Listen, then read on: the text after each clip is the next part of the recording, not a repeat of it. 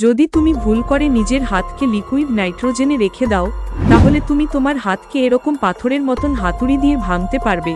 Liquid নাইট্রোজেনের temperature -196 হয়। এই টেম্পারেচার যে কোনো জিনিসের কুলফি জমানোর জন্য প্রস্তুত আছে। এই টেম্পারেচারে তোমার টিস্যু আর স্কিনকে তাড়াতাড়ি ফ্রিজ করে দেবে। কিন্তু যদি তুমি একটুকুও দেরি না করে তাড়াতাড়ি তোমার হাতকে বের করে নাও, তো লাইডেন ফ্রোস্ট এফেক্টের জন্য তোমার হাত সেফ থাকবে। যখন তোমার হাতের টেম্পারেচার লিকুইড নাইট্রোজেনের কন্টাক্টে আসবে, যেটার টেম্পারেচার অনেক কম আছে, তো তোমার বডি টেম্পারেচারের কারণে কিছু ক্ষণের জন্য তোমার হাত পেপারের মতো পুড়ে যাবে। লাইডেন ফ্রোস্ট এফেক্ট এক্সপেরিমেন্ট তুমি তোমার ঘরেও করতে পারো। এর জন্য তোমাকে একটা পাত্র 4 থেকে 5 মিনিট গরম করতে হবে। আর গরম হয়ে যাওয়ার পর সেটাতে 1 ফোঁটা জল দিয়ে দাও, হয়ে যাবে তোমার লাইডেন ফ্রোস্ট এফেক্ট।